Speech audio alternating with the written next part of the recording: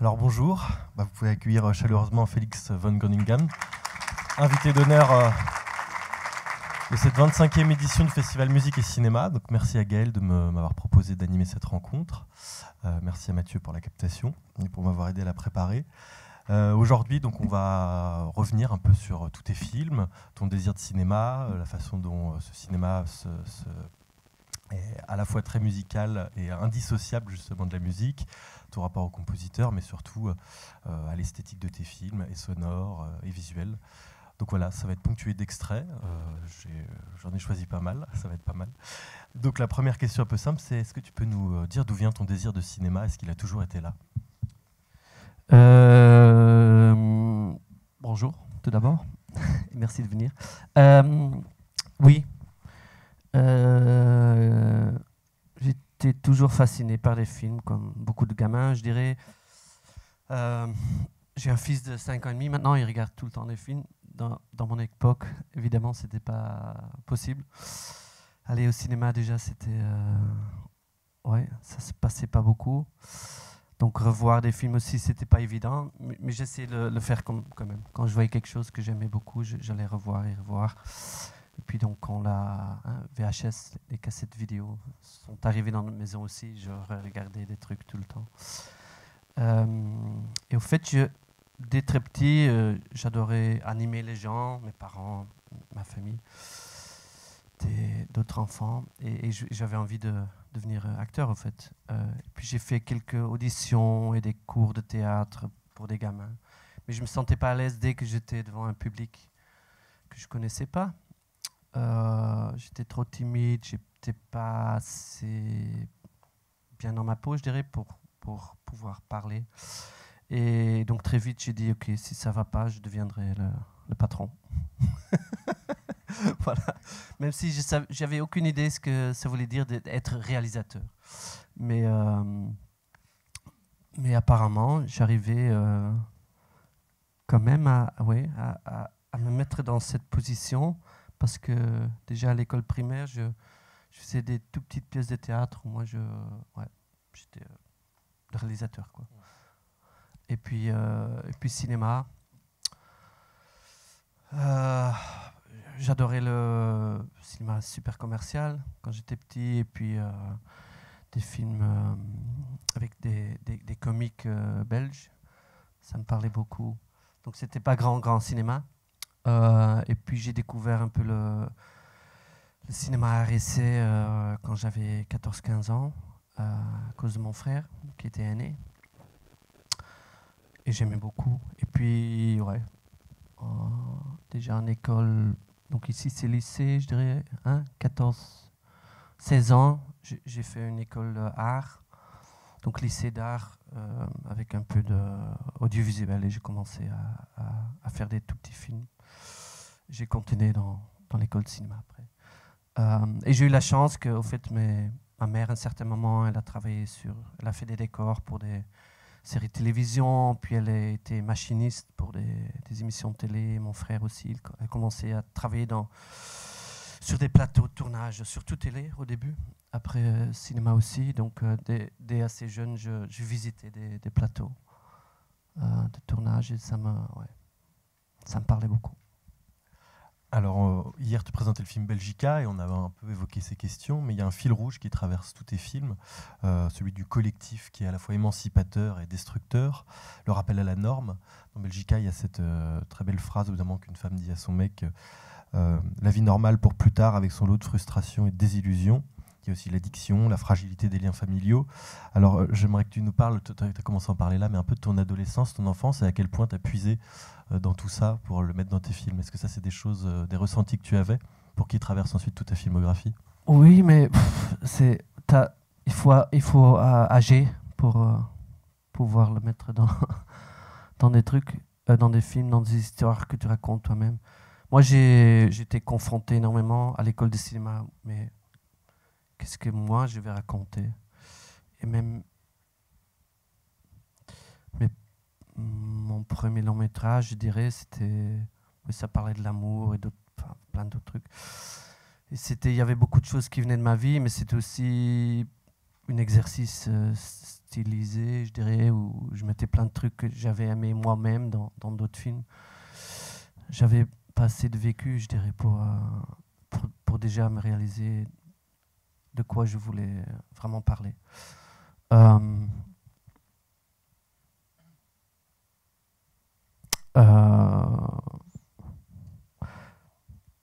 Mais pendant mes études de cinéma, je faisais aussi du théâtre.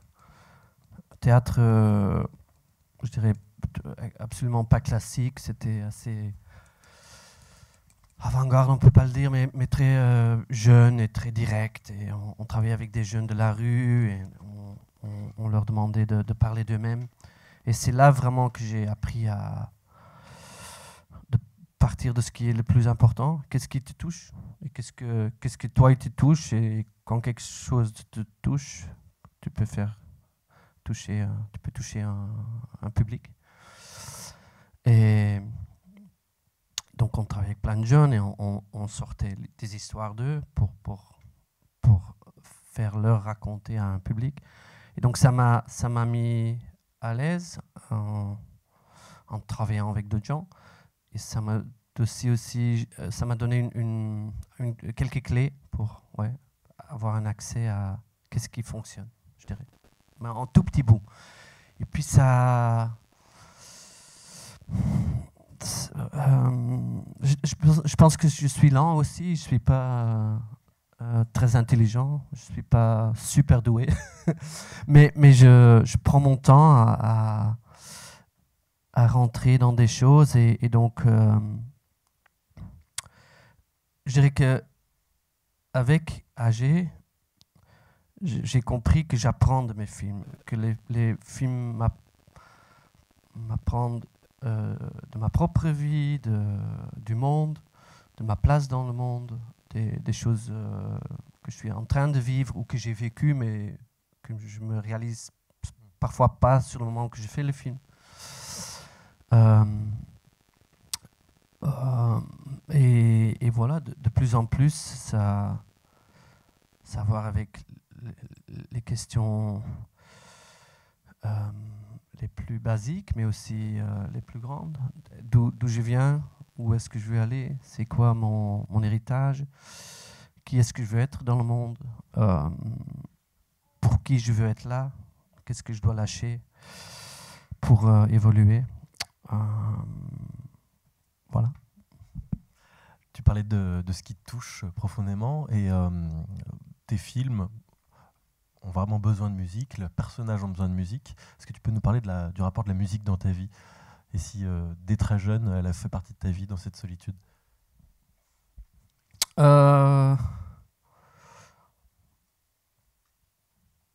Oui. En même temps, je suis vraiment pas... Je suis quelqu'un, je rentre dans un truc que j'aime bien à ce moment-là, et ma copine était là hier, elle le disait aussi. Quand j'écris un film comme Alabama Monroe, qui a de la musique bluegrass, j'ai les mêmes 10 chansons que j'écoute en boucle pendant 2 ans. Pour rentrer dedans, ça devient quelque chose de moi, et comme ça peut trouver sa place dans un film. Et donc voilà, je ne suis pas un grand connaisseur, mais oui, évidemment, comme pour beaucoup de jeunes aujourd'hui aussi, la musique m'a aidé à me sentir écouté, à trouver ma place, à me sentir moins seul. Après, j'ai aussi essayé de jouer de la guitare, mais j'étais très mauvais. Donc dans ce sens-là, j'étais pas musical du tout. Et puis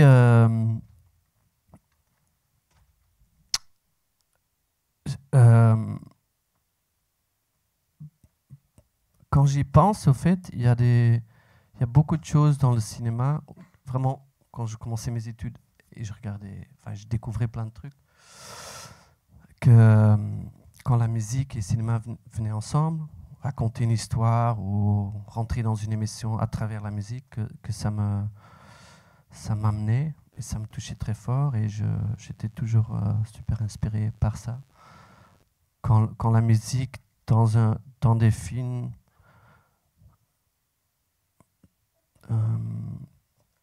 sort parfois un peu de raconter de l'histoire, mais prend un moment pour vraiment te parler à toi en tant que spectateur. Ça, j'adorais. Et donc, très vite, j'ai fait beaucoup avec la musique dans mes courts-métrages et ça, oui, ça a commencé à mener sa propre vie avec, surtout avec Alabama Monroe, parce qu'il y avait énormément de musique. Donc c'était une adaptation d'une pièce de théâtre, mais donc la musique était dans la pièce de théâtre. Et quand j'ai choisi de faire ce film, je savais que ouais, la musique en faisait complètement partie. Mais donc c'était pas quelque chose de prévu quand je commençais à faire des films. Mais petit à petit, je me suis réalisé que ouais, j'adore jouer avec ça. Alors hier, quand on s'est rencontrés, je t'ai posé la question de la première fois, parce que c'est vrai que quand on rencontre des cinéastes, souvent leur première fois, c'est pas nécessairement leur premier court-métrage ou leur premier long. Toi, tu m'as dit que c'était ton deuxième long-métrage où tu as vraiment senti, t'as ressenti ce truc de première fois. Est-ce que tu peux un peu nous parler de ça? C'était sur Dagen Zonderlief. Dagen Zonderlief, Des jours sans amour. Voilà. Avec des amis en français, je crois. C'est ça? Je sais pas. Voilà. Il est pas sorti en France. Deuxième long métrage. Oui.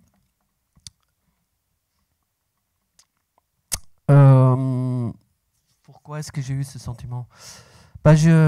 Donc, au fait, j'ai eu énormément de chance. J'ai fait école de cinéma.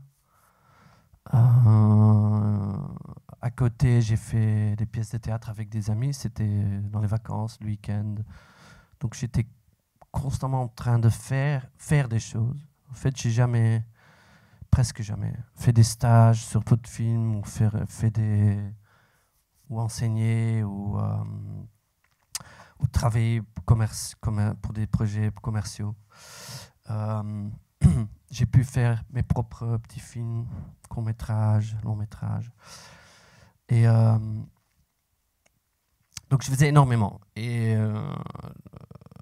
les études de cinéma ont mené à un premier long-métrage parce qu'il y avait un prof qui était aussi producteur qui avait vu mon court-métrage à l'école de cinéma qui me disait est-ce qu'on va faire un film ensemble? Moi j'ai envie, si toi tu as envie, on le fait pour peu d'argent, mais on va le faire très vite. Parce qu'il y avait un peu cette énergie dans l'air. Et dans le temps, c'était vraiment très difficile, et parfois ce l'est encore, en Belgique, pour faire des longs métrages, pour avoir de l'argent, pour avoir... pour organiser ça, ça prenait beaucoup de temps parce qu'il n'y avait pas beaucoup d'argent, il n'y avait pas beaucoup de possibilités. Donc on s'était dit, on va demander peu d'argent à la commission de film et peut-être ils vont nous donner plus vite. Et ça a marché.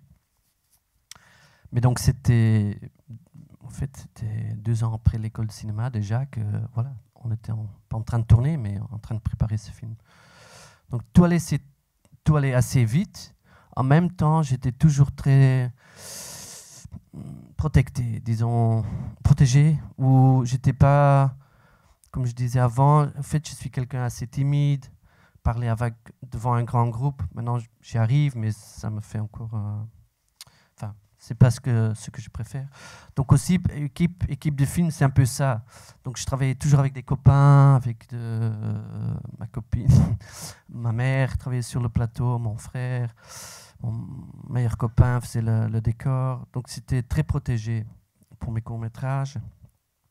Et même le premier long-métrage aussi, c'était ça. C'était une bande d'amis qui faisait ce film. Et c'est qu'avec le deuxième long-métrage, que ça sentait différent. Il y avait beaucoup de ses amis ne travaillaient plus sur le film. J'étais devenu plus le chef, le patron, et donc les gens te regardent différents. Ils avaient leur propre voix dans la vie. Et donc au début, je me sentais un peu seul, et après, je me suis senti non. En fait, c'est ma place. Je peux faire ça. Et ça fait partie de devenir adulte, sans doute, et devenir réalisateur. Et donc, je l'ai pris, j'ai senti que, ouais, j'y arrivais. Et j'avais pris plus de temps aussi pour bien écrire ce film, pour réfléchir plus sur pourquoi je voulais le faire. Et donc, c'est pour ça peut-être que je dis, ouais, je pense que ça, c'est mon premier film. Aussi, c'est une chose assez connue, mais deuxième disque ou deuxième film, enfin, pour beaucoup d'artistes, c'est ça où tu dois vraiment te prouver, parce que tu reçois beaucoup de crédits pour le premier, et parfois ça marche. Et ce premier film avait marché, c'était un succès critique, mais très très petit. Et donc là, il fallait que je pose mon point, non? D'ailleurs, le sujet de ce film, et qu'on retrouvera d'ailleurs plus tard, c'est le besoin d'émancipation, qui est aussi relié à la perte de l'idéal. Je vais juste un peu raconter de quoi ça parle avant de lancer un extrait. C'est l'histoire d'une jeune femme qui vit à New York depuis maintenant 3 ans et qui retourne dans sa Belgique natale pour rendre visite à sa mère. Elle retrouve d'anciens potes de jeunesse, désormais mariés et embourgeoisés, qui tentent désespérément de se débrouiller dans leur nouvelle vie d'adulte responsable. Voilà, et là on va voir ce que ça donne.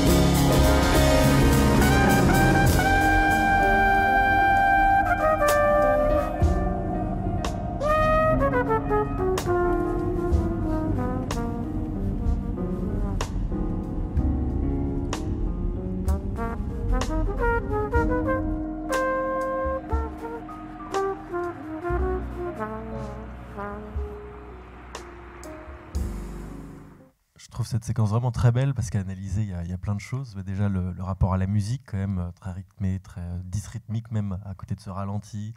Ensuite, la route, la fin de quelque chose, le début d'une nouvelle. Est-ce que tu peux un peu nous parler de ce film et surtout ce que tu as appris avec ce film, notamment dans cette imbrication avec la musique? Beaucoup, oui. C'est l'extrait. C'est beau, mais c'est dur à, si t'as pas vu le film, de comprendre, je dirais. Parce qu'en fait, c'est un flashback, ou tu sais pas, ou c'est imaginé. Ça parle d'une bande de copains. Il y a un copain qui s'est suicidé, et donc on le voit à un certain moment. Mais c'est imaginé. C'est la première fois que j'ai, pour moi, que j'avais vraiment travaillé avec un compositeur. Parce que le premier film, c'était surtout musique existante, et puis on a composé quelques musiques. Ici, on a travaillé ensemble avec un pianiste de jazz, Jeff Neve. On a utilisé quelques morceaux existants de lui, et ça, c'était un morceau existant. Et puis il a joué plein de trucs en piano, piano solo. Et c'était vraiment une belle expérience. Et puis il a fait aussi La Merditude après.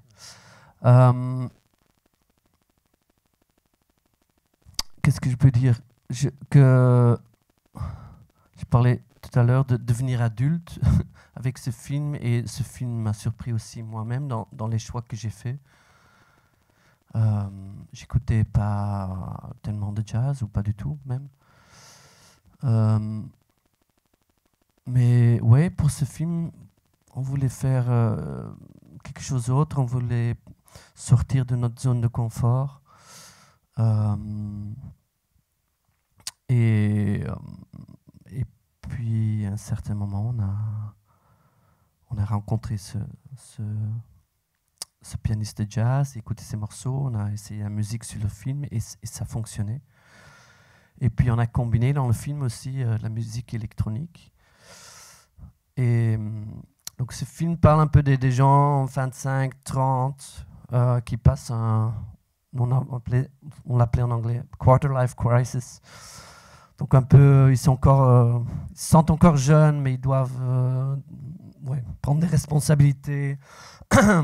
Il y a des gens qui commencent à se marier, d'autres qui ont des enfants, puis d'autres qui foutent rien, qui savent pas ce qu'ils veulent faire dans la vie. Donc c'est plus la jeunesse et pas non plus vraiment l'adulte, c'est entre ces deux. Et on l'a aussi raconté à travers la musique, avec la musique électronique où ils sortent, ils dansent, ils chantent avec, et qui évolue vers une musique qui touche parfois plus profond, qui t'amène à d'autres endroits. Et voilà, on a utilisé ça, on a trouvé ça juste. Mais c'est aussi, ça fait partie du voyage de faire un film. C'était pas, si je le referais aujourd'hui, sans doute je le ferais avec d'autres musiques. À ce moment-là, je l'ai rencontré, ça me parlait. Et puis, dans le film, on fait venir ça ensemble par réinterpréter des musiques électroniques par le pianiste aussi. Donc, à la fin, ça vient un peu ensemble, comme ça. Est-ce que tu peux nous parler du processus d'écriture? À quel moment la musique aussi arrive dans ce processus-là? Si c'est aussi pendant le tournage, si ça change au montage, si tu dialogues aussi avec le compositeur dès l'écriture du film? Est-ce que vous écrivez aussi à quatre mains, toujours? Enfin, tu as besoin toujours de quelqu'un pour écrire. Et comment ça se passe, en fait? Comment tu travailles concrètement l'écriture de tes films? Je commençais par parler par l'écriture. Donc, j'écris toujours, je coécris toujours. C'est là où je fais vraiment le film. J'ai l'impression que c'est le plus dur aussi. C'est la lutte, le plus long et plus existentiel aussi, je dirais, où je vraiment... je rencontre beaucoup de murs. Mais c'est essentiel pour arriver à la base. Pourquoi est-ce que c'est moi qui fais ce film? Et donc j'ai fait des histoires originales. J'ai fait beaucoup d'adaptations aussi. Enfin, j'ai fait 7 films. J'ai fait 3 histoires originales et 4 adaptations. Et donc je change un peu. Maintenant, je sais les adaptations. Parfois, je lis quelque chose, je vois quelque chose et je sais. Moi, je peux en faire un film. Et ça sent un peu arrogant, sans doute, mais je lis pas tant de choses. Et quand je lis quelque chose et je le sens, je l'ai toujours. Je vais toujours arriver au bout. La mer d'études, Alabama Monroe, Les 8 montagnes, Beautiful Boy. Après, comme maintenant, je suis en train d'écrire quelque chose d'original. J'ai le sentiment que ça me fait peur, mais que je dois le faire. C'est plus dur parce que tu es plus confronté avec toi-même. Encore plus aller dans cette question, pourquoi est-ce que je vais raconter cette histoire? Et s'ouvrir vers le monde, c'est effrayant. Mais c'est beau aussi. Parce que c'est tellement dur, j'aime beaucoup coécrire. Donc j'essaie de le faire toujours avec quelqu'un. J'ai pas de collaborateur fixe, donc ça change beaucoup. Et puis, parlons de la musique. J'ai fait un peu de tout. Parce que la musique a effectivement une grande place dans mon cinéma. En même temps, c'est quelque chose qui a évolué. j'ai travaillé avec des compositeurs et beaucoup de chansons existantes. Puis j'ai fait Alabama où la musique et Belgica où la musique faisait partie du narratif et où la collaboration avec les musiciens était dès le départ. Je dirais les autres films c'était plus tard, c'était parfois dans le montage, que dans le montage que je commençais à parler de ça. Et puis mes derniers films, en fait, c'est qu'avec la musique existante que je travaille. Donc là, il n'y a même, en fait, pas de compositeur, vraiment, qui fait partie. Voilà, et c'est aussi quelque chose que je trouve intéressant. Ça m'excite de travailler avec des choses qui existent déjà. Et pour le dernier film, Les 8 montagnes, on a décidé de travailler avec un musicien. Et au fait, j'avais demandé qu'il compose la musique parce que j'avais entendu un disque que j'adorais. Et il a dit, au début, il avait dit qu'il voulait le faire. Et c'était avant qu'on tournait le film. Et puis il s'est retiré et on n'arrivait pas à lâcher cette idée que cette musique trouvait sa place dans notre film. Et puis on est allé vers lui. On lui a demandé si on pouvait utiliser la musique existante. Donc c'est 5 albums qu'il avait déjà fait et il avait dit OK parce qu'il aimait. En fait, il aimait bien le projet, il ne voulait pas travailler dessus parce qu'il avait d'autres trucs à faire. Donc il nous laissait cette liberté. Et c'était aussi quelque chose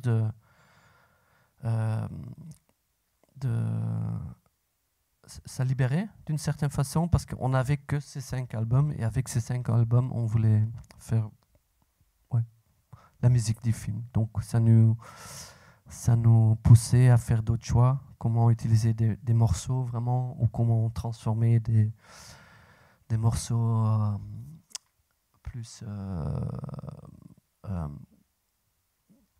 donc des morceaux sans parole, de les transformer en musique de film un peu plus.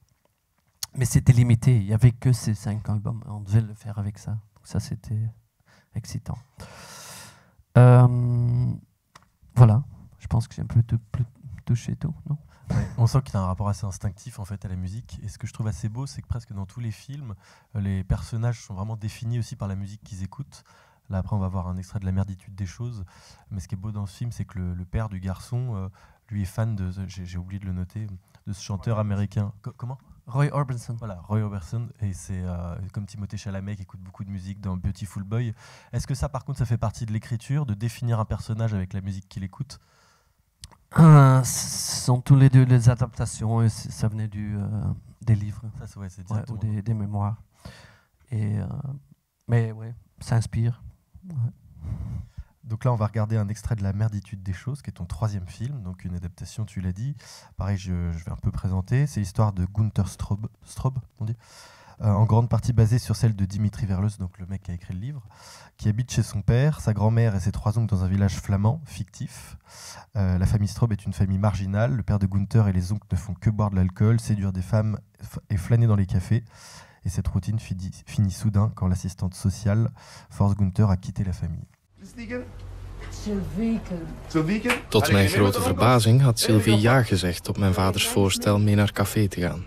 Ja? Naar welk café gaat dan? Naar café, ja. We gaan naar Toesken, de Volkskriem, zie je wel. Zit André daar? Hé? André, zit André daar? Hoe kan ik nou weten of dat André daar zit? Met een gelozen bol misschien? Natuurlijk zou André op café zitten. André zat altijd op café. En iedereen, behalve Sylvie, wist dat hij haar biologische vader was. Hela, André! Ah, hier zijn de gasten. Allemaal op Hij zou het niet meer uitzingen tot Kerstmis. Dus vond mijn vader het hoog tijd dat André zijn dochter zou ontmoeten. Hey, je moet een keer zien. Je moet een keer zien hoe dat ik moet kakken, zei ik moet van zijn leven niet meer naar het wc. Alles zabbert gewoon in mijn zak. Hier, wat je hoort. man. Nee, nog even. Deurchassen. Hier, ze. Wacht, hè.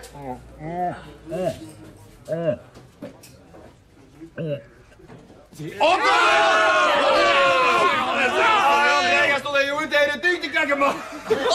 Hey, je hebt er geen gedacht van hoeveel dat ik per mond uitspoor aan wc-papier. Moeilijk is dat voor de schuiten. Je vindt er liever de papier. Godverdomme, gasten, ik zie dat je schuurmokkel iets meegebracht. Dat de politie hun leeftijd te weten komt en het spek van akluut. Hé, dat is van Minnen, André. Oh. André? Wat? André, dat is die dat er ons Sylvieke zijn.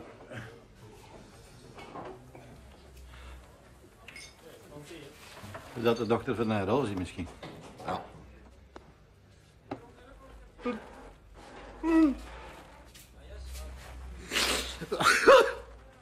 Dat is het allemaal. Ja, dat is een kind.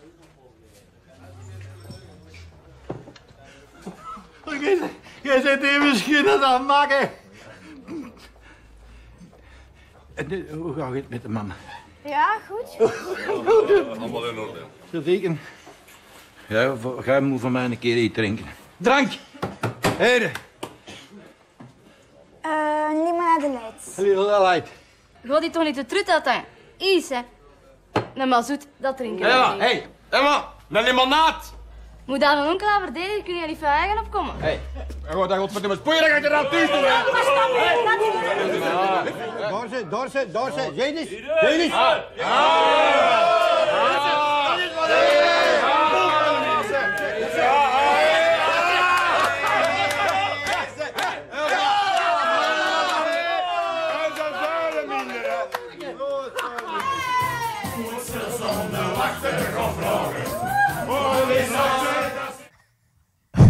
Est-ce que tu peux un peu nous parler de ce qui t'a plu en fait dans ce livre et pourquoi tu as voulu l'adapter? Parce que j'ai l'impression que c'est aussi cet attachement à des personnages marginaux qu'on retrouve à chaque fois dans tes films.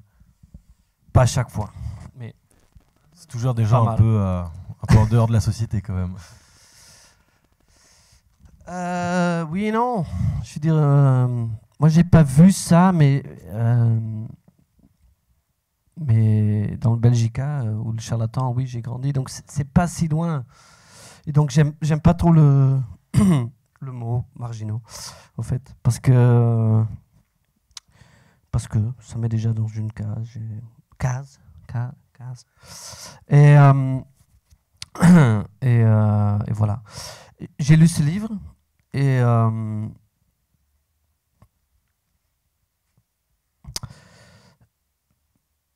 c'est un trait. Il y a un trait. C'est ce qui est fou dans ce livre, c'est qu'il y a énormément d'humour et mais énormément de douleur aussi. Et au fait, c'est qu'à la fin du livre, que tu comprends pourquoi tu l'as lu et pourquoi il y a cet humour. C'est un mécanisme de défense où celui qui fait la narration, donc c'est le jeune garçon, c'est Gunther, et après tu comprends qu'il s'en est sorti. Il s'en est sorti avec énormément de cicatrices. Et au fait, il se demande si c'est mieux ou pas. Parce que c'est dur de partir d'où on grandit. Mais il devait le faire parce que, oui, effectivement, il y avait de la violence, il y avait trop d'alcool, il y avait des choses qui ne tournaient pas en rond du tout. Mais il y avait aussi une chaleur qui était aussi très très grande. Et c'est ça que j'ai reconnu. J'ai aussi eu de la famille qui buvait beaucoup, des oncles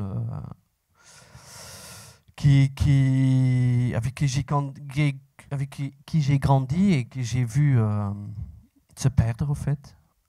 Et donc c'était très, ouais, c'est un truc très douloureux parce que tu vois des gens que tu aimes bien, qui sont très beaux, qui s'amusent et qui boivent et tout à coup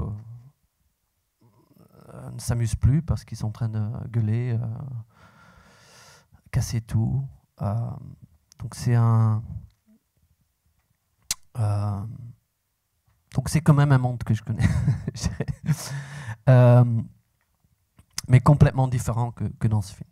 Mais donc, ce qui m'avait touché dans ce livre, c'est que, ouais, tu sais pas pourquoi, tu vois toutes ces vulgarités et ça te fait rire, mais tu sens aussi quelque chose. Et c'est qu'à la fin que tu comprends vraiment, oui, c'est quelqu'un qui s'en est sorti et qui regarde avec beaucoup d'amour, mais aussi beaucoup de douleur. Et qui s'en est sorti, qui a trouvé un autre chemin dans la vie. Et je trouvais ça énorme, très très beau. Et c'est à la fin du livre que je me suis réalisé, ok, c'est pour ça que je dois faire ce film. Voilà. Moi j'adore ce film, il me fait pas mal penser à Billy Elliot aussi, s'émanciper par l'art, le transfuge, mais en même temps le rapport très doux à la famille. C'est quelqu'un qui soutient beaucoup sa famille en fait, qui a besoin de s'en sortir mais qui les aime tendrement. Est-ce que donc, toi tu te reconnaissais dans ce personnage et tu voulais filmer un peu de ton émancipation à toi à travers lui? Ben oui, mais ça c'est un truc que je me suis presque aussi réalisé plus tard. Ouais, c'était un peu le livre pour l'écrivain qui lui c'était son premier très grand succès en Belgique, enfin un peu partout dans le monde. Il a vendu des livres avec ce livre et c'est là où il, je dirais en anglais, to write it off. Donc il a écrit son histoire et comme ça il a pu vraiment le lâcher. Sa famille d'ailleurs ne l'a pas pris bien parce que depuis lors il ne se parle plus et voilà, il s'était très fâché parce qu'il l'avait présenté quand même plus grand comment eux ils le voyaient. Mais donc c'est aussi le film qui pour moi qui a marqué quelque chose, le début d'une carrière internationale. On l'a présenté à Cannes, à la quinzaine des réalisateurs. Donc c'est le premier film qui sortait de Belgique, où moi j'étais reconnu comme réalisateur. Mais en même temps, c'était pas... Ouais, je me suis identifié un peu avec ce personnage. Mais c'est pas mon histoire non plus. Il y a une scène dans le film, je ne sais pas si beaucoup de gens l'ont vu dans la salle, où il y a un concours organisé par le Troquet du coin, où c'est une course de vélo, où tous les mecs du village se mettent à poil sur le vélo et font cette course à poil sur le vélo. Donc toi, ton film, elle est à Cannes, et tu n'as pas seulement amené le film à Cannes, tu as amené le concept. Donc pour présenter le film là-bas, vous êtes arrivé, je vais montrer comment, sur la croisette.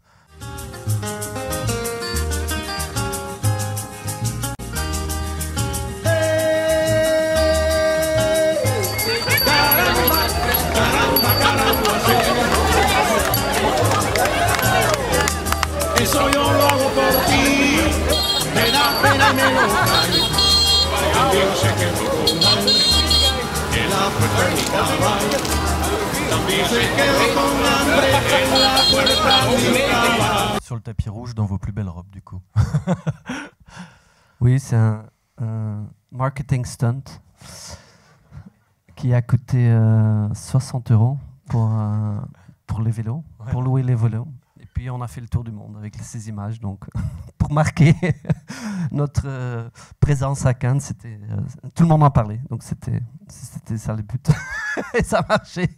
Et alors, à quel point le fait d'avoir été à Cannes et d'avoir pu faire le tour du monde comme ça t'a aidé à faire les films suivants?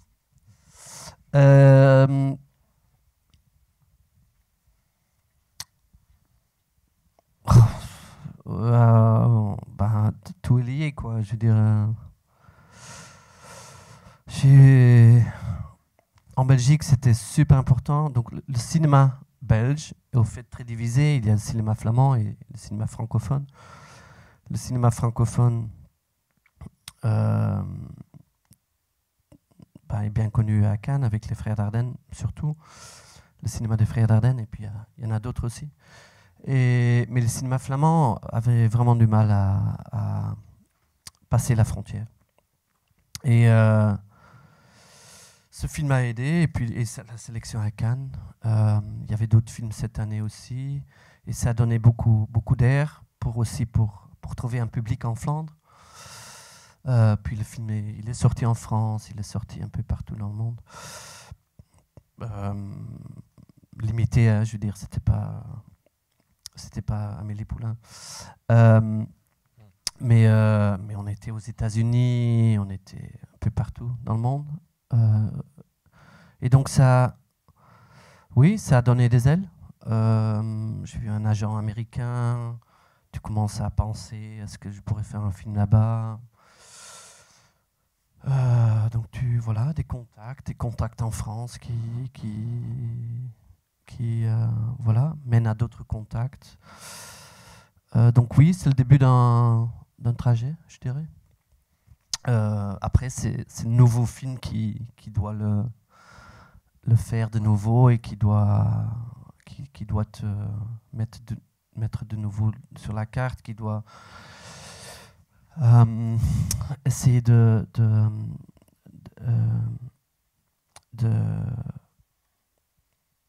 je trouve pas le mot, séduire les programmateurs des festivals, et puis c'est pas donné. Le prochain film était Alabama Monroe, Broken Circle Breakdown, titre original, et au fait ce film n'était pas pris par Cannes, n'était pas pris par des centaines de festivals dans le monde.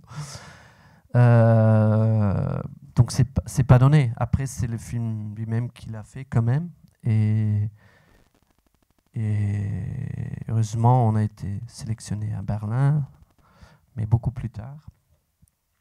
Et puis là, devant un public, le film marchait. Et tout à coup, c'était clair qu'il allait fonctionner. Et puis, bon, donc après, c'est parti jusqu'aux Oscars et César en France. Mais juste pour te dire, je raconte l'histoire parce que c'est pas la merditude qui a ouvert toutes les portes. Non, après, c'est chaque film, tu dois de nouveau recommencer. Apparemment, ça c'est mon trajet. Il y a d'autres réalisateurs pour qui c'est différent. Mais c'est comme ça que ça c'est allé pour moi. Ce que je trouve très beau dans l'extrait qu'on vient de voir là, de la promo à Cannes et qui est révélateur de ton cinéma, c'est l'idée de la troupe, comme ça, toi avec les acteurs, vraiment, vous faites tout ensemble. Et j'aimerais parler de ça, justement, de la direction d'acteurs, parce que dans tes films, en plus, on est beaucoup dans des scènes où il y a des états seconds, l'ivresse, la danse, la drogue, on en parlait un peu hier. Alors, est-ce que tu peux nous parler de ton rapport aux acteurs, la façon dont vous travaillez, sachant que toi, à la base, tu avais le désir d'être acteur et que tu as abordé ça très jeune en jouant au théâtre, notamment?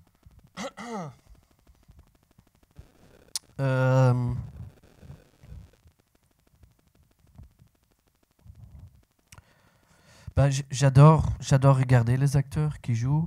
Une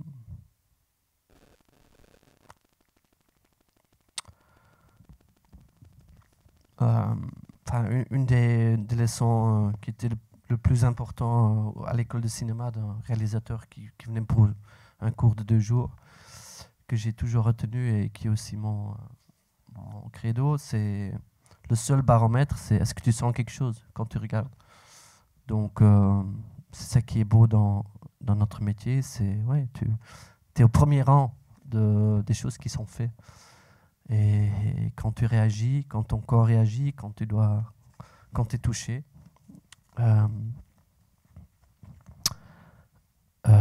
ça fonctionne. Et si tu n'es pas touché, tu dois trouver un moyen ou un langage avec celui qui est en train de le faire, d'arriver à quelque chose qui te touche. Et pour arriver à ça, oui, chaque personne est différente, chaque situation est différente. Mais prendre le temps pour établir ce langage, ça je trouve c'est le plus important, je dirais. Donc, prendre le temps pour caster, pour faire le bon choix dans le casting, essayer plein de choses avant de faire ce choix, essayer plein de trucs et être sûr que aussi dans le casting que tu es touché. Si tu le sens là, tu le sentiras sur le plateau. Où c'est la clé pour y arriver.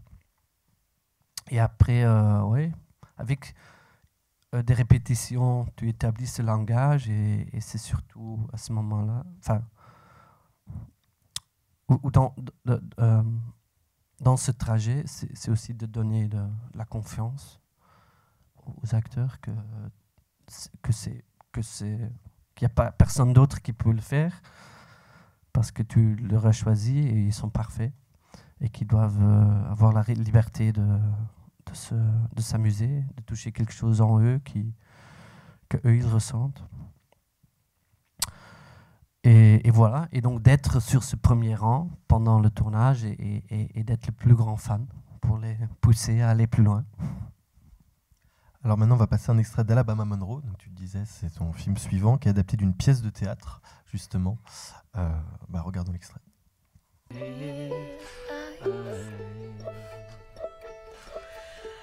Come September, there came a big frost, and all the young man's corn was lost.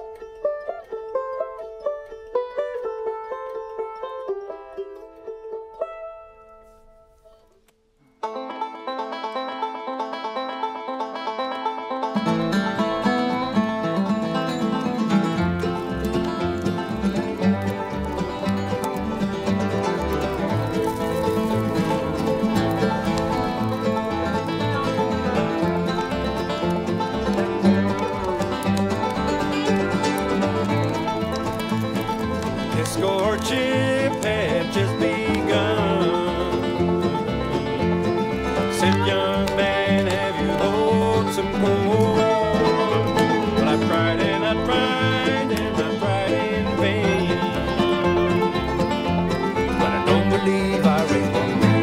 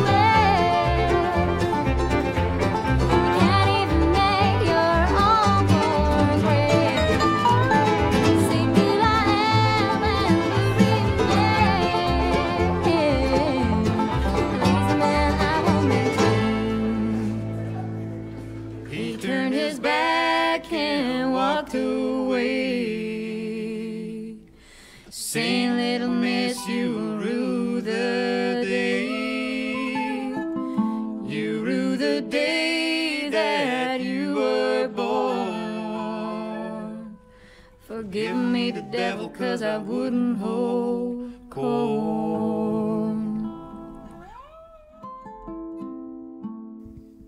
Je me pose la question du coup de comment on adapte une pièce musicale comme ça et comment on filme la musique, comment on prépare un tel film, notamment avec les musiciens justement dès le départ.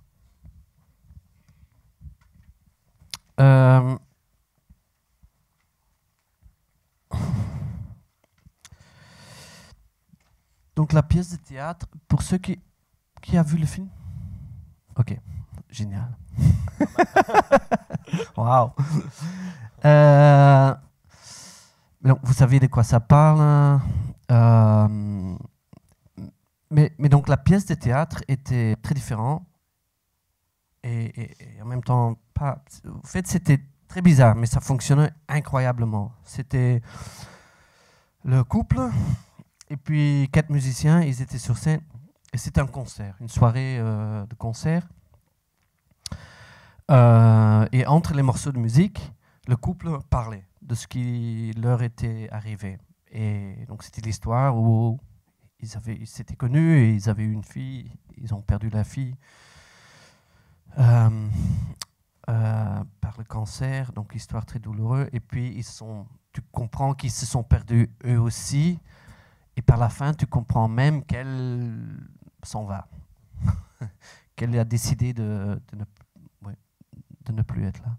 Mais donc, il y avait quelque chose de très concret. C'était un concert, des gens qui parlaient. Mais le monde de quoi ils parlaient était très grand. Et aussi, surtout, à cause de cette musique qui fonctionnait comme à la fois, ça te permettait de supporter cette histoire qui était incroyablement dure. À cause de... Ouais, c'est une musique, tu peux te laisser aller dedans et tu peux pleurer, tu peux sentir plein de choses. Mais donc, ça te prenait aussi par la main. Ça te permettait de le supporter, mais en même temps, ça ne te lâchait pas de cette émotion. Et donc, oui, c'était une pièce incroyablement émotionnelle. Et j'avais jamais eu cette expérience en théâtre que quelque chose fonctionne tellement bien. Donc tout de suite quand je l'ai vu, donc c'est le mec qui joue, c'est Johan Haldenberg, c'est un copain à moi, il avait joué déjà dans La Merditude et mon premier film. Moi j'étais super surpris quand je jouais cette pièce, qu'il jouait du banjo, qu'il savait chanter, c'est un film qui parle aussi de la fonction de la religion, où il a une opinion très grande et forte et prononcée. Et voilà, donc j'étais super surpris. Tout de suite, je me disais, un film de ça me parlerait. Mais je ne voyais pas du tout comment le faire. Pas du tout. Parce que c'était tellement simple. Il y avait rien de cinématographique, sauf si ça serait une captation d'une soirée. Mais ça ne fonctionnerait pas. Mais donc, je l'ai laissé. J'ai dit non, je ne vais pas le faire. Et ça a pris 6 mois ou 1 an, mais ça ne me lâchait pas. Je suis allé re-regarder la pièce. Entrée. Ça, c'est Charlotte et mon fils Rufus.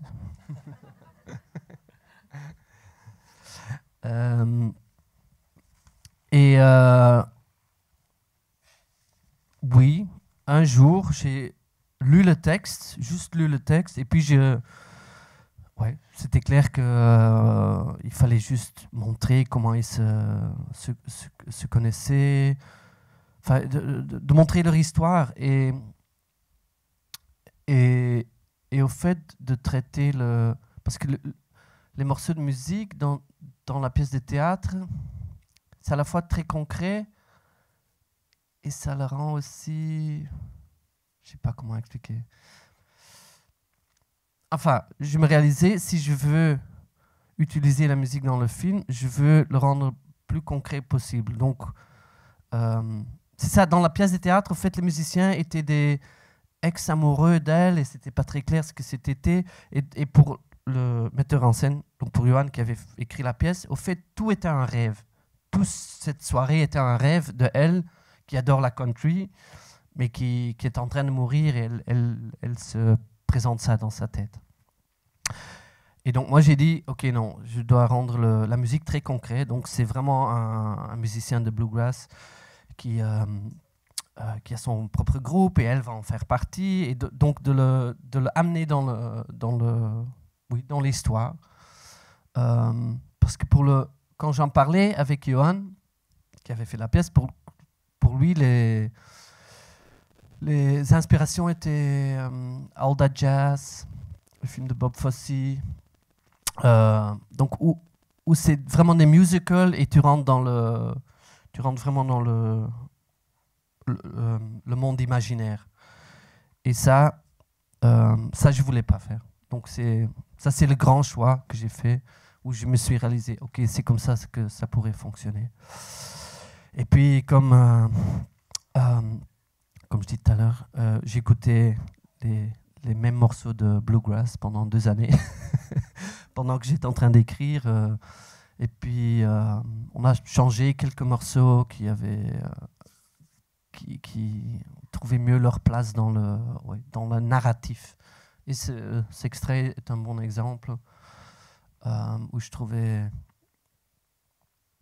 comment les voix de l'homme et de la femme viennent ensemble pour raconter l'histoire où elle devient partie du groupe et que tout le groupe se réalise qu'elle chante mieux que eux.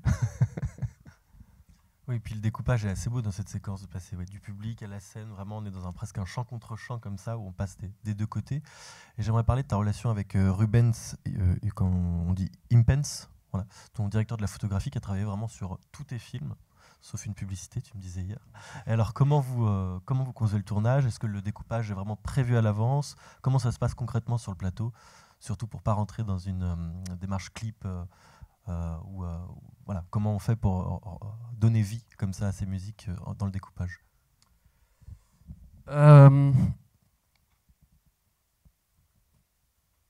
C'est assez préparé. On travaille beaucoup avant et pendant le tournage pour préparer les jours, pour savoir ce qu'on veut. Mais bon, chaque film est différent aussi. Ce film était le premier film où on avait une approche pour nous un peu plus classique.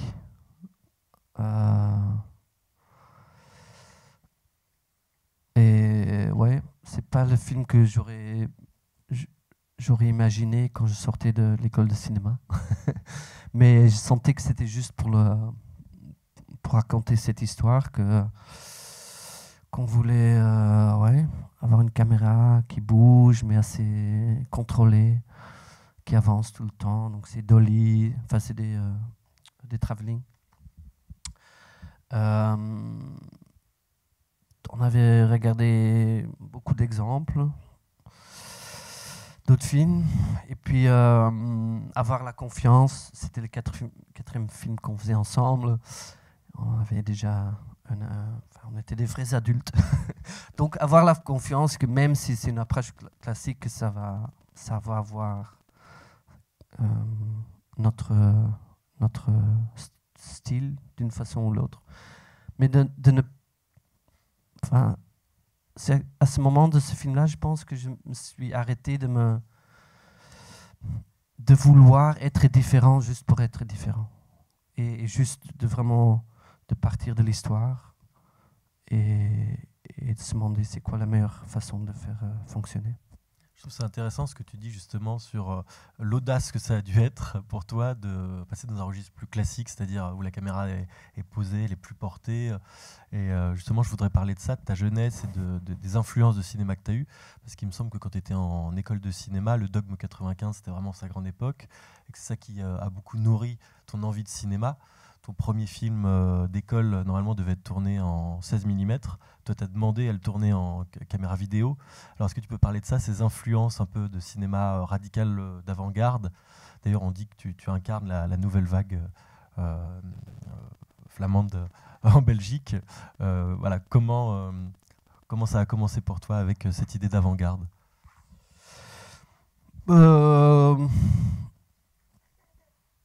Oui, d'être en école de cinéma et puis de voir les grands classiques de la nouvelle vague aussi, de Godard, Truffaut, mais aussi les grands auteurs américains.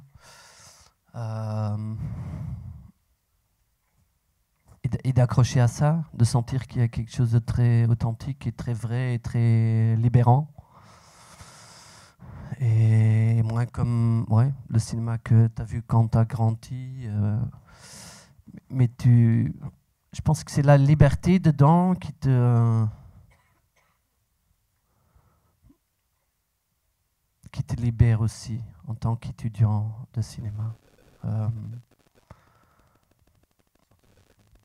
Oui, sortir des codes. Mais aussi ça, bien sûr, c'est copier quelque chose. Mais pas vraiment non plus. Je veux dire, c'est les outils que tu as à ce moment pour raconter une histoire, comment tu les vis à ce moment. Et puis,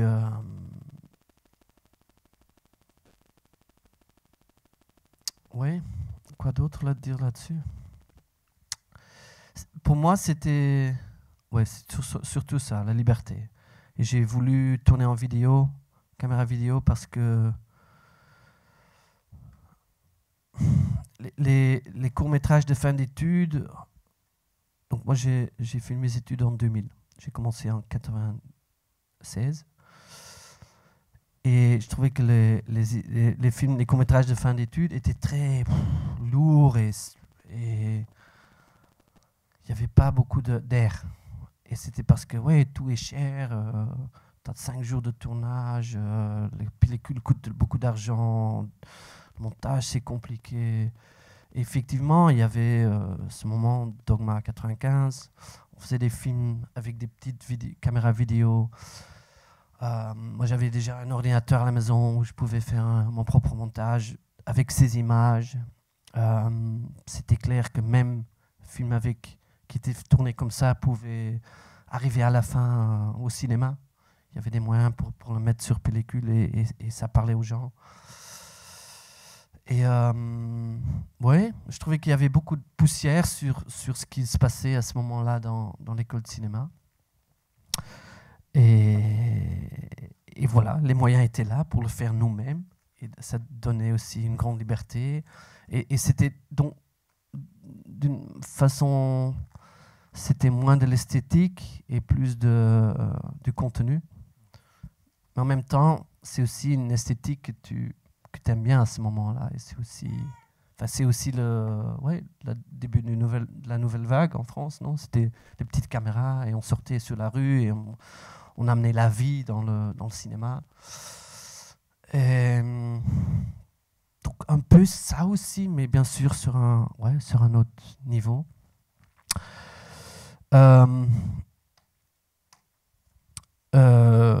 Après le premier long métrage, j'ai quand même tourné en 16 mm. Mais j'avais dit au producteur, parce que c'est lui qui voulait que je le fasse sur pellicule, j'ai dit ok, mais j'ai pas de contrainte de métrage. Je vais tourner ce que je veux. À ce moment-là, c'était du jamais vu parce que je tournais, je pense, 1 heure par jour. C'était énorme, mais c'était ça J'avais dit tout le reste, je m'en fous. C'était une certaine pellicule déjà positive, non? Je crois. Oui, aussi pour rendre un look plus saturé, plus cru, plus nouveau, quelque chose qui sort du commun de ce qu'on a vu déjà. Et voilà. J'ai perdu mon film, mais je sais pas. Bah, c'était clair. Est-ce que maintenant que tu as abordé quand même plusieurs styles, plusieurs registres, tu dirais que tu as trouvé ta forme? Est-ce qu'il y en a une que tu identifies, qui t'appartient?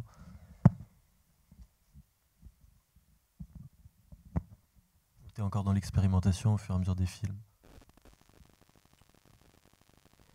Bah, j'ai énormément joué avec le temps, mes premiers films. Expérimenté énormément en premier film et puis ça continue un peu. Et puis c'est ça un peu qui de moins en moins aussi je fais ça. Donc il y a comme les 8 montagnes, c'est complètement chronologique. Prochain film aussi, il n'y aura pas d'expérimentation avec ça. Donc c'est simplifié, purifié, laisser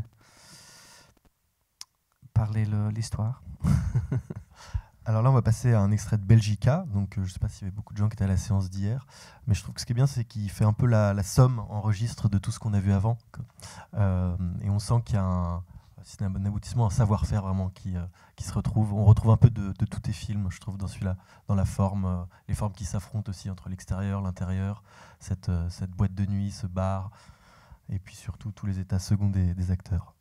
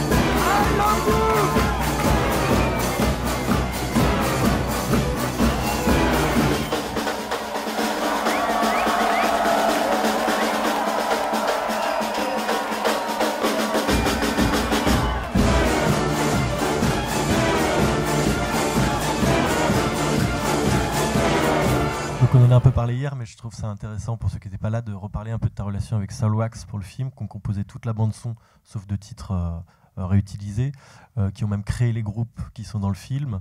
Tout à l'heure, on parlait de ta timidité, du fait qu'il avait fallu trouver ta place en faisant du cinéma. Là, on est sur une majorité du film, il y a au moins 400 personnes sur le plateau. Alors, est-ce que c'est un aboutissement et comment, en fait, est-ce que tu te sentais à ta place enfin sur ce tournage? Oui, beaucoup.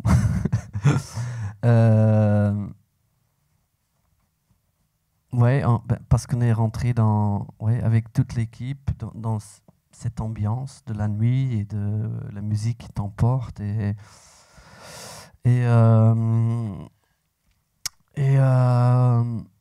oui, c'était vraiment un tournage très très beau, très dur aussi, enfin épuisant, disons.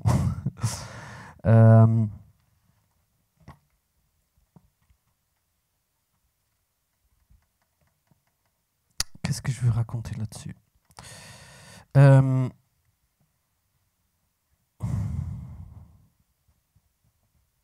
Oui, je sais pas. Est-ce qu'il y a beaucoup de gens qui étaient à la séance d'hier, juste qu'on sache, parce que comme on a, comme on en a pas mal parlé hier, c'est vrai que du coup on va être un peu dans l'ardite. Je pense qu'on va passer à l'extrait suivant, comme ça après on pourra laisser des paroles au public, avec Beautiful Boy. Donc tu pars aux États-Unis faire un film avec Timothée Chalamet, Steve Carell, produit par Brad Pitt. Alors déjà, est-ce que tu peux nous parler un peu de la genèse de ce projet? Comment tu t'es retrouvé là-bas? Est-ce que c'était après les Oscars, Alabama Monroe, qu'on a commencé à te proposer des films? Avant de regarder l'extrait, est-ce que tu peux un peu nous parler de la genèse de ce projet? Parce qu'on arrive vraiment sur un nouveau versant de ton cinéma. Oui, au fait, comme je disais, j'avais déjà un agent américain après la merditude des choses, mais j'ai pris mon temps. Parfois j'allais là-bas pour présenter mes films. J'ai rencontré des gens, j'étais ouvert. J'étais toujours méfiant. J'avais toujours dit si je le fais, je veux le faire sur ma façon. J'avais commencé à écrire au fait un film américain basé sur un livre américain qui se passe à New York. Donc j'étais déjà en train d'écrire en anglais. Et donc après, oui, en fait, c'est avant les Oscars, quand tu fais beaucoup de promotions, c'est à ce moment-là que tu rencontres plein de gens et tu reçois plein d'offres. Mais donc c'est quelque chose de... C'est très bizarre, parce que de tous les côtés, ça vient, et moi, je n'ai pas de grands plans, ou c'est pas si je fais ces producteurs que je dis, oui, je vais faire ça, non. Donc les trucs arrivent un peu. Et au fait, j'avais déjà décidé que je voulais faire Belgica, ça c'était bien. Donc au fait, c'était simple. Je disais, j'ai pas le temps, je fais mon propre film après ça, mais si vous avez des projets à me proposer, ok, j'écoute, je lis. Donc j'essayais d'être ouvert, en même temps, je ne laissais pas vraiment rentrer. Et puis il y avait quelqu'un de la boîte de Brad Pitt qui m'avait parlé de ce livre qui parle de l'addiction. En fait, de deux livres. C'est le père et le fils qui chacun ont écrit leur version d'un moment dans leur vie, des mémoires, et qui parle de des moments très durs, quelques années très dures où le fils se perd à de la drogue super dure et qu'il terrorise la famille, en fait. Et oui, c'est des thèmes qui me parlaient, la paternité ou les liens familiaux, l'addiction aussi. Et ouais, ça m'a touché tellement fort que je disais, ok, ça, je pense que je vais le faire. Mais ça a pris beaucoup de temps. J'ai fait Belgica quelqu'un d'autre a commencé à écrire, mais j'étais pas content. J'ai recommencé à écrire, mais il y avait énormément de pression. Donc, je l'ai fait sur ma façon. En même temps, je suis un peu quand même rentré dans la machine hollywoodienne, je dirais. C'est-à-dire qu'il y a beaucoup de pression. Tout doit être prêt demain et tout est important.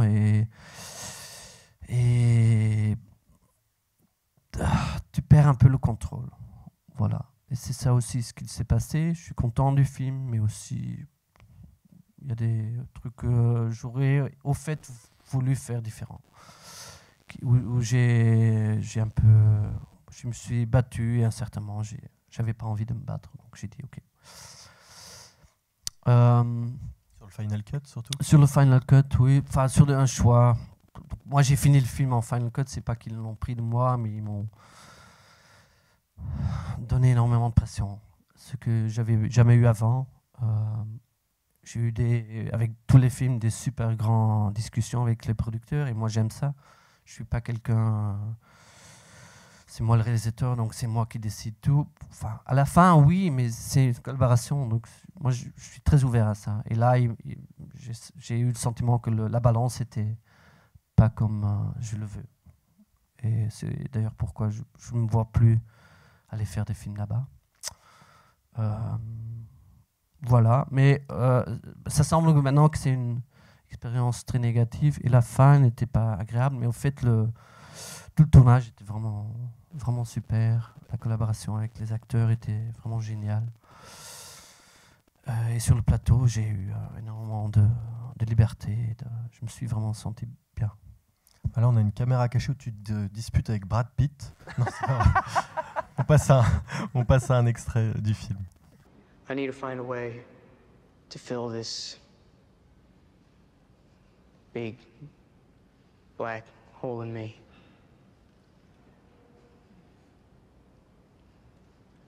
Anyway, so I'm 14 months clean. I have a job at a rehab. It's fulfilling to help other people get sober. I have a sponsor, Spencer. Shows me how great my life can be sober. And I still have a family. My mom's been amazing. My dad's been amazing too.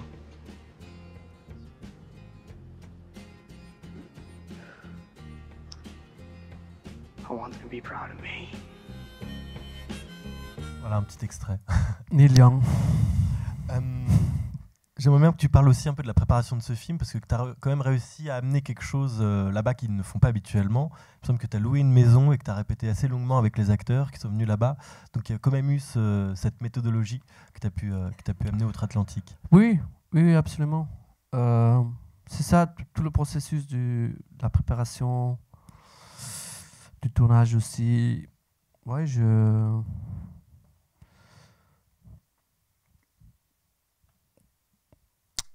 en tant que réalisateur, il faut le faire comme tu le sens et puis les gens vont te suivre.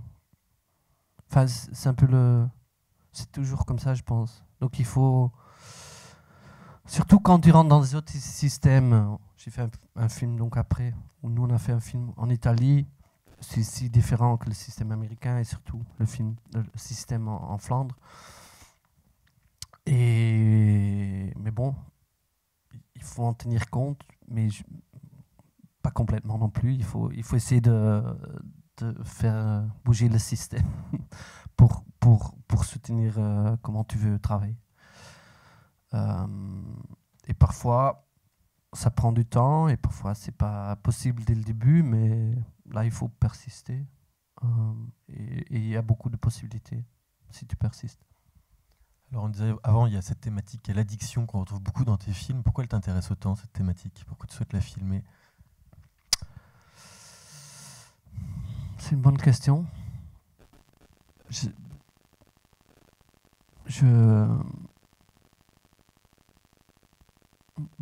l'ai vu pas mal dans ma vie.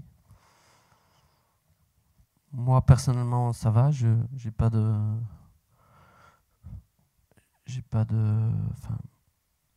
pas d'addiction vraiment, mais j'en ai peur. Je dirais, c'est là où, ouais,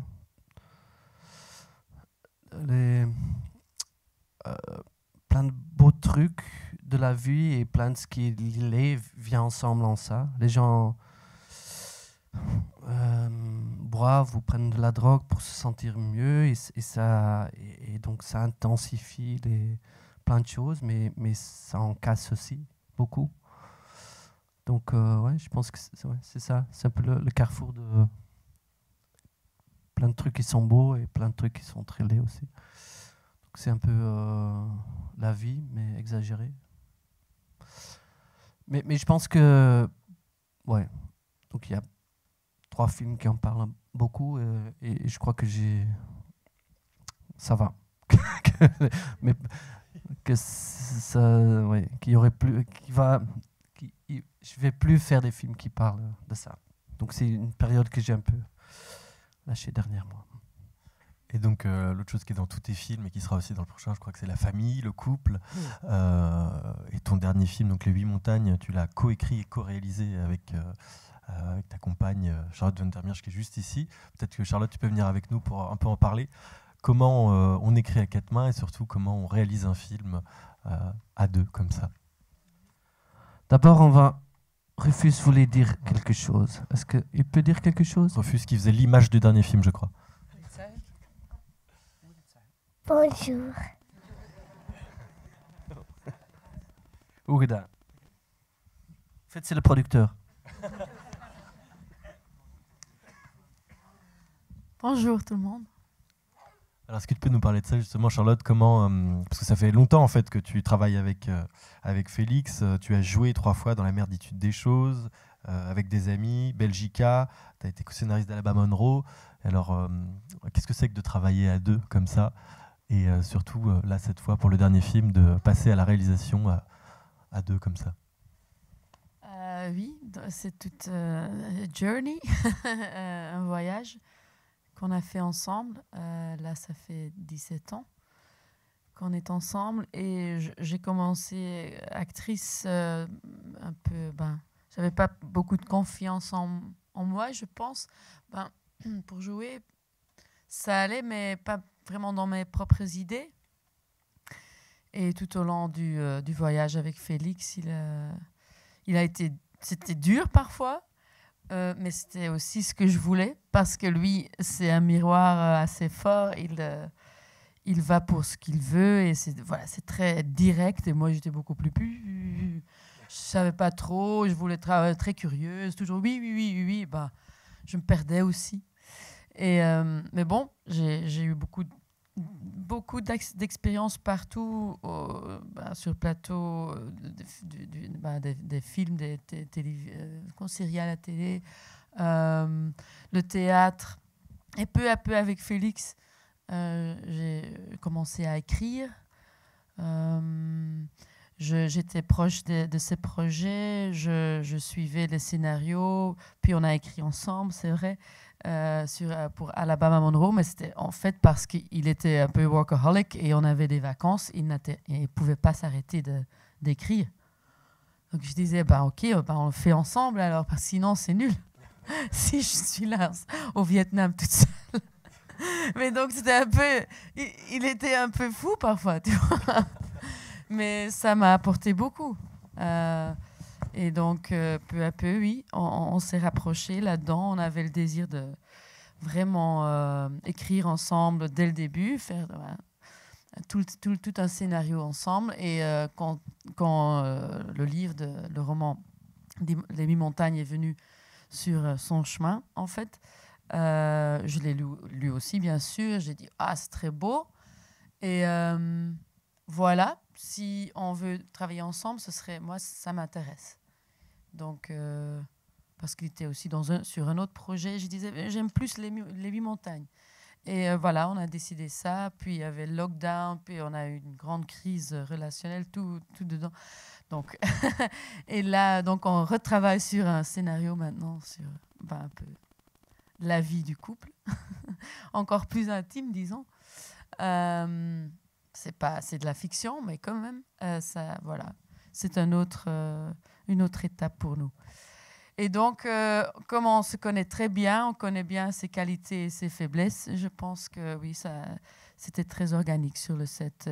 Écrire adapter tout le scénario des 8 montagnes, c'était vraiment un très beau voyage.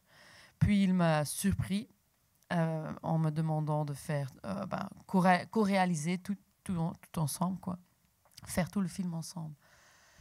Et mais je ne doutais aucun moment, j'avais peur, mais parce que je ne m'imaginais pas comme réalisatrice, Mais en fait, on était un très beau tandem. On dit ça comme ça?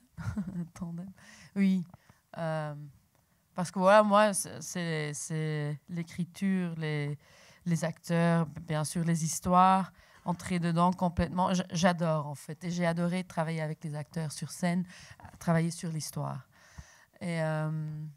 Et voilà, et lui, il a beaucoup d'expérience. Avec Ruben aussi, c'était très beau pour moi de travailler avec eux deux aussi sur le set. C'est merveilleux. Et ils m'ont donné beaucoup de confiance et voilà, j'ai appris tant. Oui. Ouais. C'est beau à entendre parce que c'est vrai que vous parlez, vous l'avez déjà dit en interview, en plus que pendant le confinement, il y avait eu cette crise de couple. Et là, le film que vous faites ensemble à quatre mains, c'est dans les montagnes, à l'air pur, donc c'est assez beau. Et je vous propose de regarder un extrait d'ailleurs que je trouve très beau. You were looking to the blue, like there was a door. Today's been cold, clear and blue. Now you look no more. I've been thinking of you almost every day, and I wonder if there's more. 'Cause when you went away, you were looking into the blue, like there was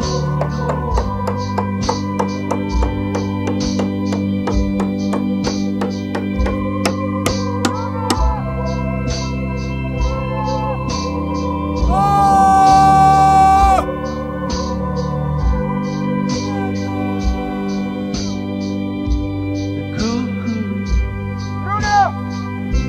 will always sing your name. You were looking to the blue, like there was. Finito? Ha finito una parola grossa. Mette ciada. Andiamo giù, andiamo giù.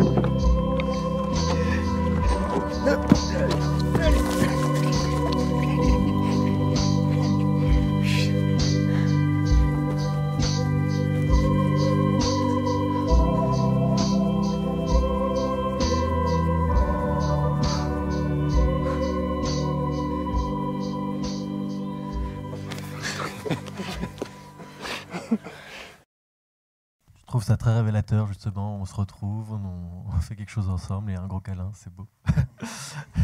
Ce que je trouve original dans ce film, c'est ton premier en 4/3, donc ce format très étroit, alors qu'on est dans les montagnes. Pourquoi ce choix esthétique? C'est une idée que vous avez eue ensemble? Moi, je l'ai apporté, je l'ai présenté à Charlotte et Ruben, et puis eux deux étaient très vite super enthousiastes, et puis moi j'ai eu peur. Puis on a fait des tests et c'était clair qu'on voulait le faire parce que oui, ça la rend plus intime, plus original, plus. C'était un moyen d'une façon bizarre, mais d'inclure les montagnes plus. Comme un personnage presque. Oui, parce qu'ils sont toujours derrière. Il y a plus dans la hauteur. Donc c'est con, mais c'est plus vertical, donc il y a plus de place en hauteur. Ouais. Et les côtés intimes aussi, surtout. Parce que les films en montagne, souvent, c'est vraiment pour te faire comme ça dans le cinéma. Et ce choix faisait que tu voulais faire ça. Et à cause de faire ça, tu rentres encore plus dedans, d'une autre manière. Et il me semble qu'aussi les photos de repérage étaient faites en 4/3, justement, et que c'est ça aussi qui vous a amené à prendre cette décision. Oui, c'est un certain moment que j'ai vu des photos comme ça, où je me disais, ça pourrait fonctionner. Et puis aussi, d'autres Exemple, dans le cinéma plus récent, les films de Pawlikowski, Ida, Cold War, en termes de cadrage, vraiment, les cadrages un peu bizarres. Et puis, mais bon, c'est aussi un sign of the times. On en voit beaucoup de films. Il y avait cette année-là, à Cannes, 2-3 autres films qui jouaient avec ce format, ou presque. Donc, c'est le format Instagram aussi. Oui, c'est pratique. Et alors, avant de passer la parole au public, si vous avez des questions, je vous laisse les préparer. Juste simple curiosité technique, ce premier plan là où il marche. C'est drone. Oui, c'est un drone. Oui, parce qu'on se demande comment on peut poser des rails dans la montagne. Sinon, ok. Est-ce qu'il y a des questions dans le public? Et alors, tous les autres micros sont occupés dans les autres salles, donc je vous invite à parler un peu fort, ou sinon, je vous passerai le mien. Ah bah il y en a un, c'est bon, on en a. Bon bah génial, j'ai rien dit. S'il y a des questions, évidemment. Ah, il y en a une là-bas. Merci. Oui. Bonjour et merci encore pour ces beaux films. Je voudrais revenir sur Alabama Monroe et j'avais 2 petites questions. La première, c'était au sujet de cette petite fille qui a été bouleversante. Je me demandais si vous aviez eu des témoignages de couples qui se sont déchirés après la mort d'un enfant, comme ça, et qui se sont retrouvés dans cette période effroyable. Parce que c'était vraiment très, très fort en émotion. C'était bouleversant et ça ressemble beaucoup à ce qui se passe après. Et la deuxième question, c'était pour Charlotte. Je voulais savoir quelle était votre part dans la création de ce film. Est-ce que vous avez apporté une sensibilité différente? Parce qu'il y a eu des moments où je trouvais ça très beau que vous mettiez des métaphores avec ce pigeon qui s'écrase, je crois, sur le... Je ne sais plus comment ça s'appelait. Le Terranda. C'est ça. Merci. En fait, moi, j'ai pas fait de recherche, mais Johan, qui avait écrit la pièce de théâtre, et son compagnon d'antan, avaient eu beaucoup de discussions avec des parents qui avaient perdu des enfants. Nous, on a visité l'oncologie pour les enfants, et ça, c'était incroyablement dur. Aussi de voir l'état des parents, le courage qu'ils ont.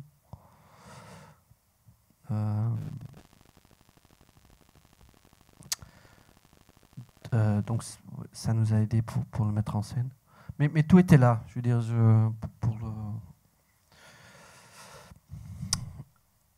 pour le film, enfin Charlotte en parlera parce qu'elle a aidé beaucoup oui, pourquoi la femme, pourquoi Élise à la fin, elle s'en va, elle se suicide. On voulait pas le prendre léger, enfin, parce que je trouve que ça, beaucoup de fois dans le cinéma, c'est une solution, quoi. Et ici, c'était dans la pièce de théâtre, donc je voulais et puis elle va vers Mabel, donc on devait le faire, mais on voulait le psychologiquement être juste. Et donc moi, j'ai parlé avec quelques gens qui ont été proches à faire le suicide, mais c'est surtout, je trouve, Charlotte qui a certainement trouvé la clé. Donc moi, j'étais en vacances au Vietnam avec mon mec et on allait faire un road trip. Il disait, je dois prendre mon laptop, ça va pas, je dois continuer à écrire. Je disais, ok. On avait une version, mais c'était en hiver et on allait tourner en été. Et je devais encore écrire une version, je le sentais. Oui. Et donc, il était un peu paniqué. Ok, je dis, ok, on fait tout ensemble. Et là, donc, j'avais aucune préparation, mais on sentait que le but de notre collaboration sur le scénario, c'était vraiment qu'est-ce qui se passe entre la mort de la fille et la mort de la femme, la mère. Qu'est-ce qui se passe entre le couple? Écrire les discussions, ce qui se passe là. Et donc, c'était vraiment... en fait, c'était entrer dans... Si moi, je perdais mon enfant, et après, il n'y a plus de lumière, et je n'ai plus le courage de vivre, qu'est-ce qui se passe? C'est quoi, en fait, le grain en moi qui était déjà là, qui a explosé? Ben, c'est... Et puis, oui, je dois pleurer un peu, mais c'est très profond. Et c'est la plus grande peur de presque tout le monde, je pense. Et ce qu'elle crie là, dans les catacombes de théâtre, la vie m'a trahi, quoi. Tu lui fais confiance, il n'y a pas de confiance à donner, parce que ça te... Ouais, c'est ça qui est ma plus grande peur, par exemple. Donc, on a en fait travaillé avec ça. Juste aller dedans, très personnellement, dans l'imagination, où je espère ne jamais aller, pour de vrai. Hein? Mais voilà. Est-ce qu'il y a une autre question? Là, au milieu de la salle.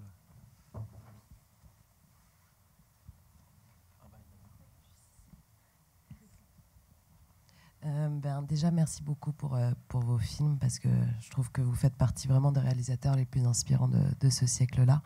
Moi, je voulais savoir un peu comment ça se passe du coup par rapport à la répartition entre vous deux, du coup, en tant que co-scénariste et en tant que co-réalisateur.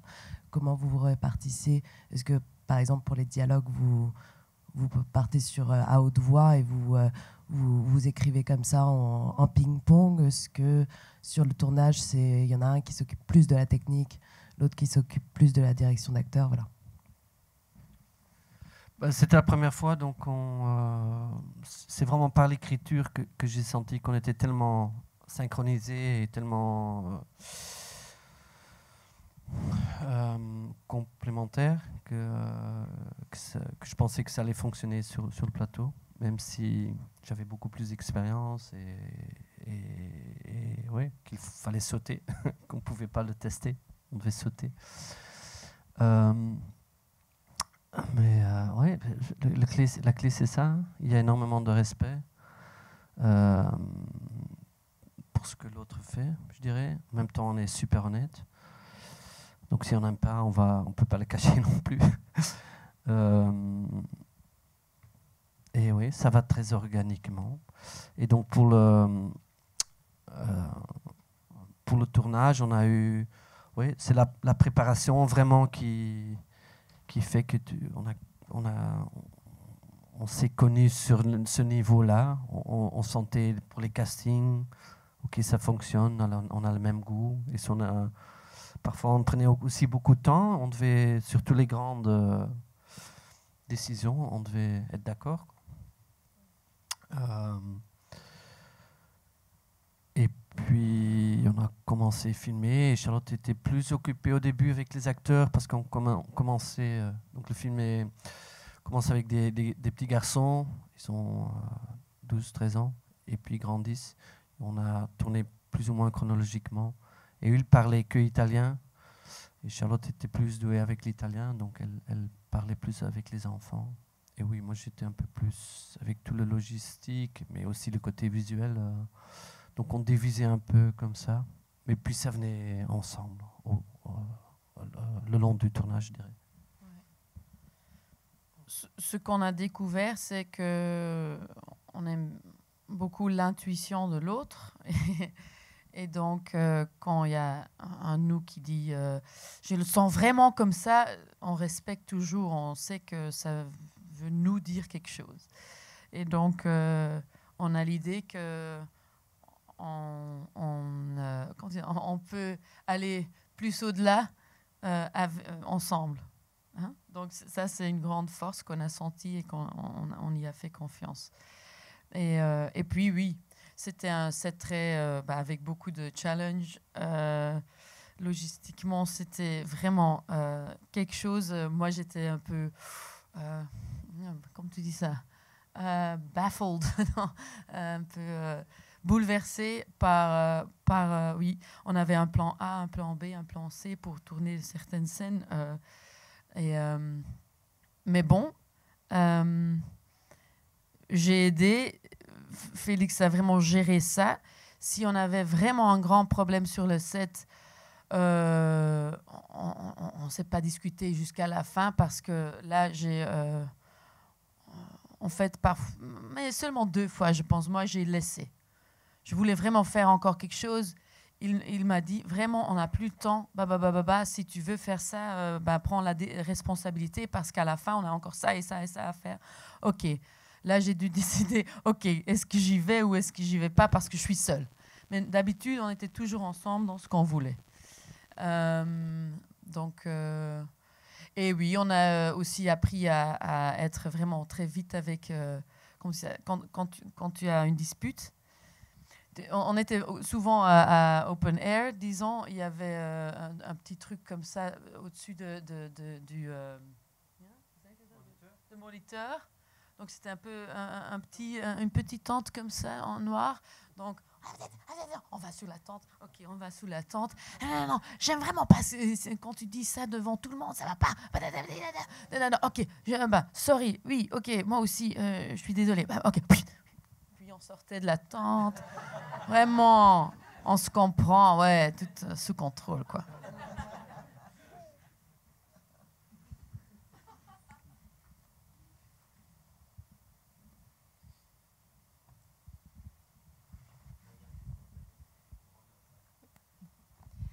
Bonjour, merci beaucoup pour vos films qui sont très très forts, très émouvants et merci pour ce partage aussi que vous proposez.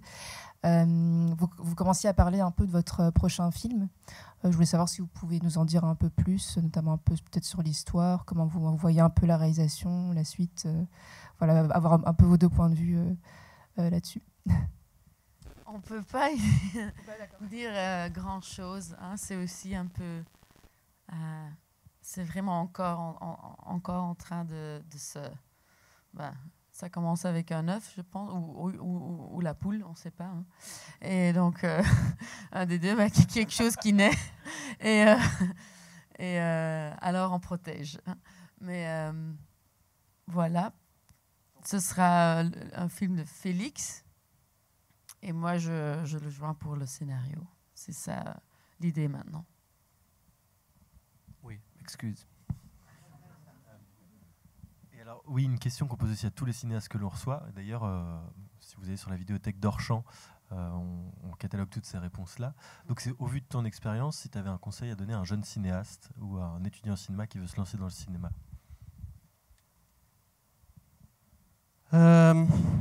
Oui. Comme je disais tout à l'heure, quand moi je commençais... Non, je ne l'ai pas dit, au fait. Mais quand moi, j'étais à l'école de cinéma,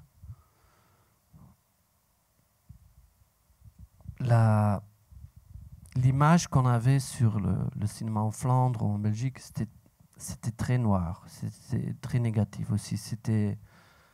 Oui, c'est impossible de faire un film avant que tu as 30 ans. Et même ça, c'est presque impossible. Et puis, si tu as fait un film, personne ne va aller le voir.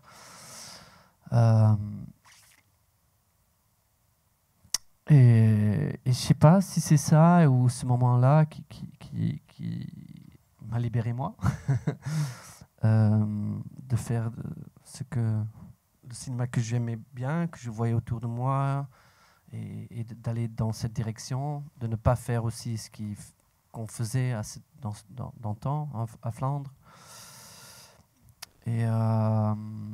Et faire bouger des choses comme ça. Et au fur et à mesure, on a quand même trouvé un public et des moyens.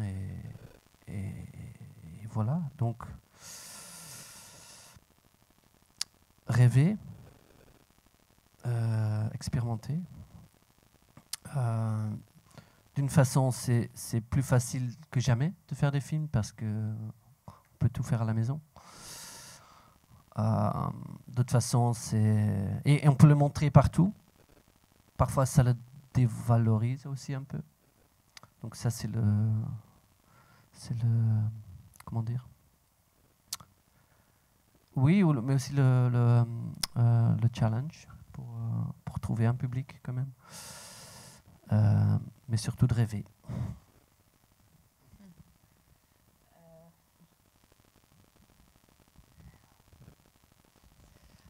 Ce que j'ai appris, c'est si tu écris ton propre scénario, c'est vraiment très intéressant. Il faut y aller à fond. Et puis, il faut aussi laisser aller. Okay. Je dirais... j'aime bien écrire les scénarios avec Félix, maintenant très détaillés.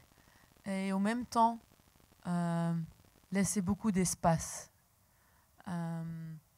Ne pas être trop sur cette émotion en ce moment, et ça c'est un peu, hein, parce que voilà, quand tu lis ça doit être clair, mais tu laisses beaucoup d'air, et comme ça les acteurs ont de l'espace quand ils interprètent, ils sentent j'ai de l'espace pour y entrer, et voilà, et après c'est juste, je vois parfois des gens qui pensent oui, et pour les subventions et pour les producteurs, ça doit être tout clair, et je comprends, mais il faut y mettre beaucoup et puis laisser de l'air et puis laisser aller de nouveau et avoir de la confiance que si tu connais le core de la scène, c'est tout dont tu as besoin.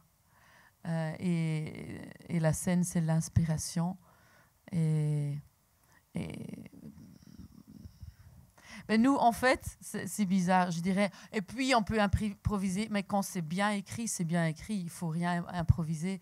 C'est juste, tu laisses la personnalité de l'acteur surgir entre les mots, avec les mots, je ne sais pas. C'est un beau, je ne sais pas comment dire. Voilà, mais c'est ça, c'était ça.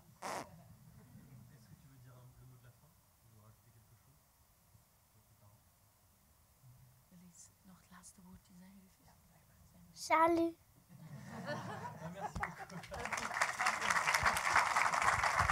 beaucoup.